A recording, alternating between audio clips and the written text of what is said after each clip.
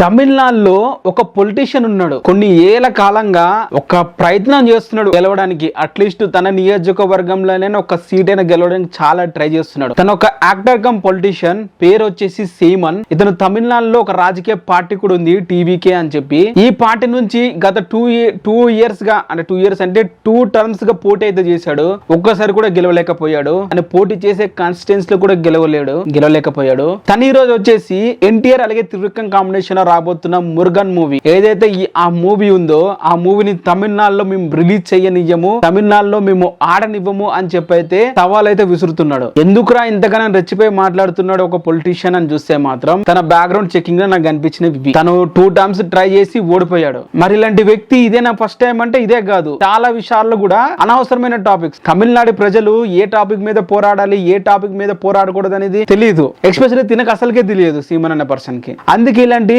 అనవసరమైన టాపిక్స్ మీద పడి ఫ్రీ పబ్లిసిటీ అయితే ఇస్తున్నాడు మూవీస్ కి. అంతకుముందు కేరళ అలాగే కేరళ టు స్టోరీ మూవీని కూడా ఇలానే బ్యాన్ చేస్తాను, తమిళనాడులో రిలీజ్ చేయమని చెప్పి పెద్ద గొడవలు చేశాడు. అంటే తమిళలో బేసిక్ ఇలా అయితే తయారైతే అయిపోయారు, ఆంటీ నేషనల్ గా, ఆంటీ ఇండియన్ గా. ఇప్పుడు చూసుకుంటే తినొచ్చేసి ఏమంటున్నాడు అంటే, మీరు కుమారస్వామిని, మా దైవం, మా మురుగాన్ని మీరు చాలా తప్పుగా చూపించాలనుకుంటున్నారు. తను ఎక్కడ నార్త్ కు చెందినవాడు, తన మా తమిళనాడుకి చెందినవాడు, మీరు తప్పుగా చూపిస్తే మేము ఊరుకోము, తమిళనాడులో రిలీజ్ చేయనియ్యము, మేము అడ్డుకుంటాము అని చెప్పి అయితే అంటున్నాడు. సరే 2013 లో కలుద్దాం, మూవీ ఆ టైంలో రిలీజ్ అవుతుంది. అప్పుడు నువ్వు ఎంత ట్రై చేస్తావో ఆపడానికి మేము చూస్తాం. ఆ టైం కల్లా ఇలా ఈ మూవీకి కావాల్సిన అయిపో కంటే విపరీతమైన అయిపోచ్చేసింది తమిళనాడులో. అయితే మనం తెలుగు స్టేట్ లోనే ఎక్స్పెక్ట్ చేసాము, బట్ తమిళనాడులో దీనికి విపరీతమైన అయిపోతే ఉంది. మరి వాళ్ళు ఇప్పుడు బేసిక్ గా మనకి యాక్ట్స్ అనేవి ఉంటాయి. ఇప్పుడు కొంతమంది తమిళలో ఏమంటున్నారంటే, అసలు కుమారస్వామి మురుగాను శివుని కొడుకే కాదు అంటున్నారు. అంటే ఆ విధంగా వాళ్ళు విపరీతంగా అదొక మైండ్ సెట్ లా. అలాంటి వాళ్ళకి మనం ఏమని చెప్తాం, సైలెంట్ గా పక్కకి జరిగిపోవడమే తప్ప మనం వాళ్ళకి సలహాలు సందేహాలు అయితే ఇవ్వాల్సిన అవసరం లేదు